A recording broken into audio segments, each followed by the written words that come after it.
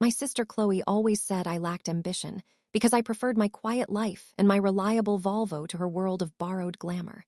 When she seduced my fiancé, Julian, and moved him into our father's estate, she thought she'd won the lottery. She didn't realize she had actually married a mirror image of herself, a beautiful facade with absolutely nothing behind it. I didn't seek revenge. I just stepped back and let the house of cards fall exactly where it was meant to. My name is Victoria, and this is the story of how silence became the most devastating weapon I ever wielded. In our family, I was always the shadow. While Chloe dazzled everyone with her designer clothes and perfectly highlighted hair, I sat in the corner with my laptop, building something real. I worked as a systems architect, creating automated logistics networks for warehouses across the valley. The work was complex, demanding, and incredibly profitable, but I kept it private. I didn't need the world to know I was wealthy. I just needed the systems to work, the contracts to renew, and my bank account to grow quietly in the background while everyone else chased applause. My father, Victor Ashford, lived for that applause. He drove a Bentley he couldn't afford, wore custom Italian suits that maxed out credit cards, and threw lavish parties in a mansion that was mortgaged 3 times over. To the outside world, he was a titan of industry. To anyone who looked at the actual numbers, he was drowning in debt. Every business venture he touched turned to smoke, but he kept up appearances with loans, credit extensions, and increasingly desperate financial maneuvers. My mother, Anne, stayed blissfully out of it all. Mom was a kind, gentle soul who spent her days in the garden, tending roses and reading poetry under the shade of our massive oak trees. She was oblivious to the fact that the soil she stood on was owned by the bank, that the roses she pruned were technically collateral, that our entire family home existed on borrowed time. I envied her peace sometimes. She chose not to see the cracks in our foundation, while I saw every single one of them with painful clarity. I knew what was coming. I just didn't know when. Then came Julian Whitmore. He appeared at one of my father's networking events, tall and handsome in a navy suit that probably cost $5,000. He spoke confidently about venture capital, threw around numbers in the millions, and had this way of making everyone in the room feel like they were part of something important. My father was immediately captivated. Chloe was obsessed. She circled him all night like a shark, but Julian's eyes found me instead. I was standing by the window, trying to escape the noise, and he walked right over. Our courtship was whirlwind, and I thought genuine. Julian told me he loved how grounded I was, how I didn't care about the superficial things that drove most people in his world. He proposed after 6 months with a stunning diamond ring that must have cost a fortune. My father approved enthusiastically, already seeing Julian as the financial savior his crumbling empire desperately needed. Chloe congratulated me through gritted teeth, her eyes full of something dark and hungry. I saw it, but I convinced myself I was imagining things. After all, she was my sister. The warning signs were subtle at first. Chloe started showing up wherever Julian and I were. Coffee dates, dinner plans, even my office once or twice. She'd laugh too loudly at his jokes, touch his arm when she talked, wear dresses cut just a little too low. Julian seemed uncomfortable at first, but then something shifted. He started taking longer to respond to my texts. He had more late meetings, more business dinners that somehow didn't include me. I felt the ground shifting beneath my feet, but I didn't want to believe what was happening. I found them together on a Thursday evening in late September. I'd come home early from a client meeting, excited to surprise Julian with tickets to a concert he'd mentioned wanting to see. The main house was quiet, but I saw lights on in the guest house by the pool. Something told me to walk over there, to look through the window before I knocked. What I saw made my blood turn cold. Julian and Chloe were tangled together on the couch, her red dress on the floor, his shirt unbuttoned. They were laughing about something, completely unaware that I was standing there watching their betrayal unfold. I didn't burst in screaming. I didn't throw the door open and demand answers. I stood there for exactly 30 seconds, memorizing every detail, letting the reality sink deep into my bones. Then I turned around and walked back to the main house. I went upstairs to my childhood bedroom, sat on the edge of my bed, and stared at my engagement ring. The diamond caught the evening light, sending little rainbows across the wall. It was beautiful. It was also a lie. Everything was a lie. I sat there until the sun went down completely. They didn't even have the decency to hide it for long. 2 days later, Chloe showed up at the main house for Sunday brunch with Julian by her side. My father looked confused for about 10 seconds before Chloe launched into her rehearsed speech. "Julian and I have fallen in love," she announced, her hand possessively on his arm. "I know this is complicated, but true love doesn't follow rules.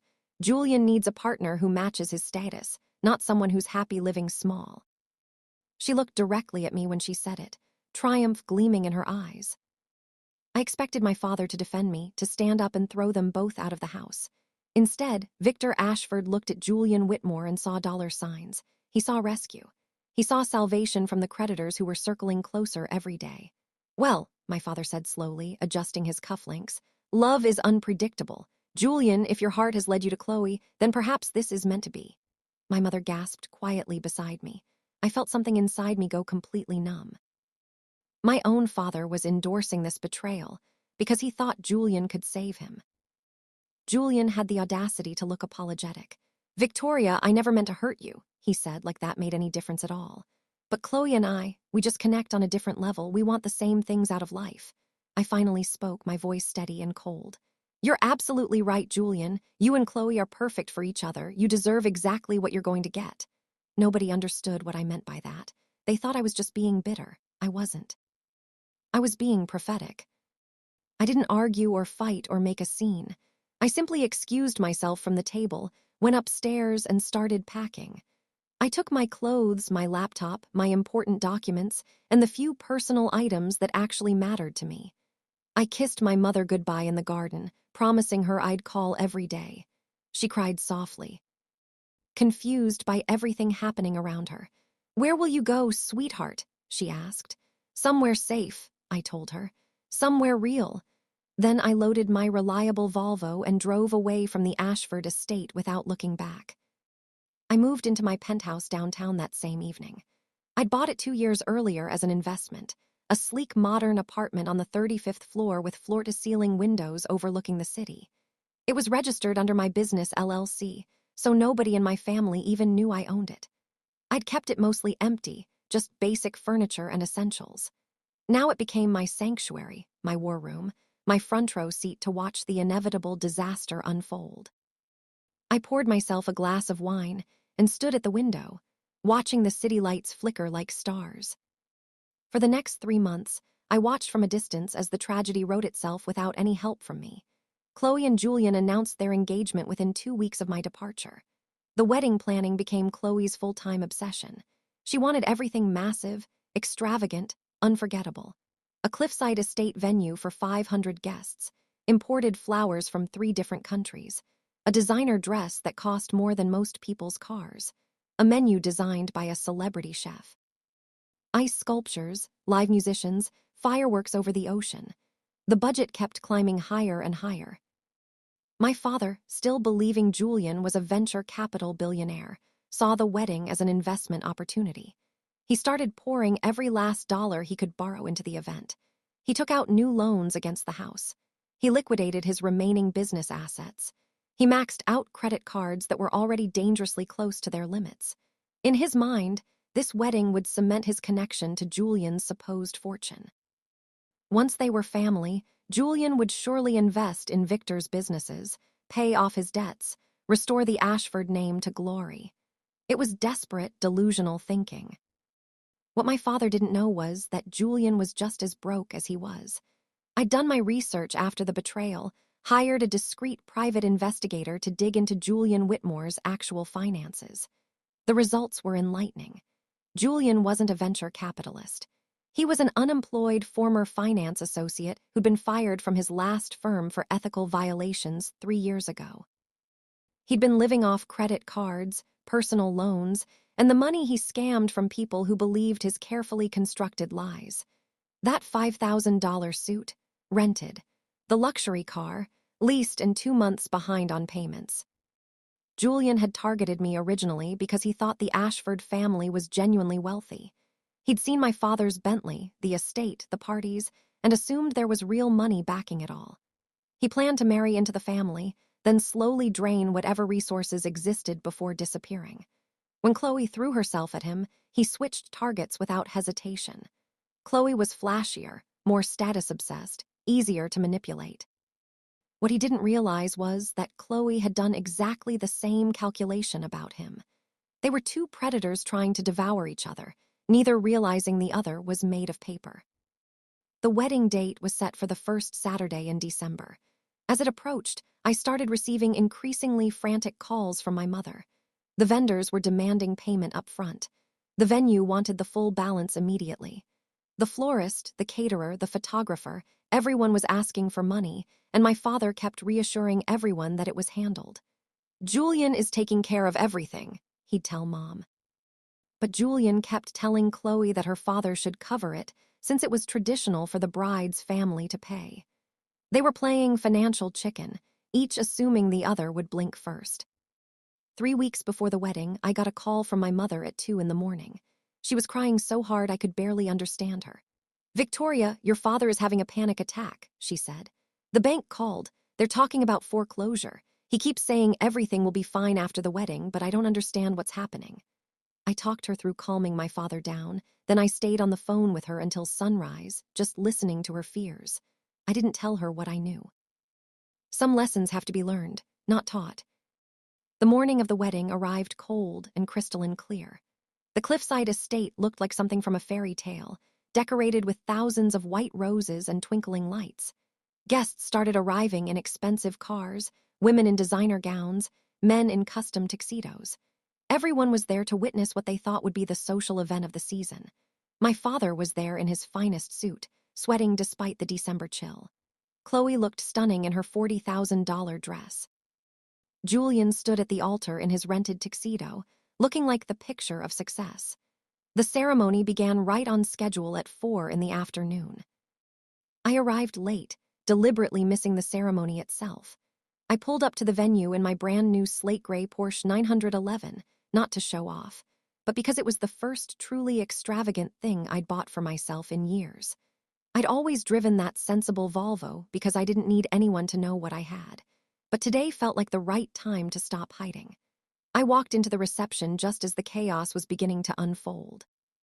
Vendors were arguing loudly with the event coordinator. The photographer was packing up his equipment. The caterer looked furious. Checks had bounced, every single one. The venue's payment hadn't cleared. The florist, the musicians, the chef, none of them had been paid.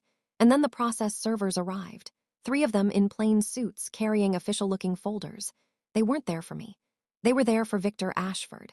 They walked right into the middle of the reception and served him with foreclosure papers for the family estate and seizure notices for every one of his business assets. The bank had finally run out of patience. My father's face went absolutely white as he read through the documents. Julian's expression shifted from confusion to horror to rage in the span of 30 seconds. "What is this?" he shouted at my father. "You told me you were a mogul. You said your assets were worth millions." My father fired back. "You said you were a venture capitalist. Where's all your money?" And then Chloe understood. She turned on Julian, her voice rising to a shriek that silenced the entire ballroom.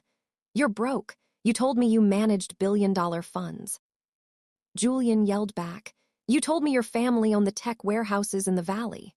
I stood by my mother, watching the masks finally fall away. That's when I spoke, my voice calm and clear in the sudden silence. "The warehouses aren't Dad's, Chloe. They're mine. They've always been mine.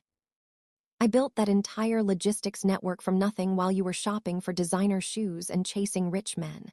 The room went completely still.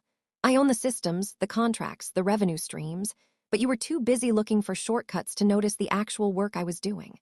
I took my mother's hand. "Come on, Mom. Let's go."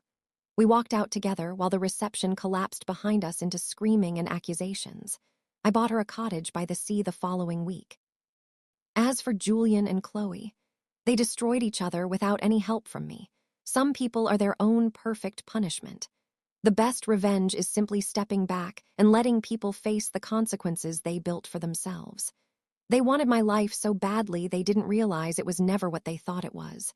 And without the person who actually built it, there was nothing there to hold on to. Thank you for watching.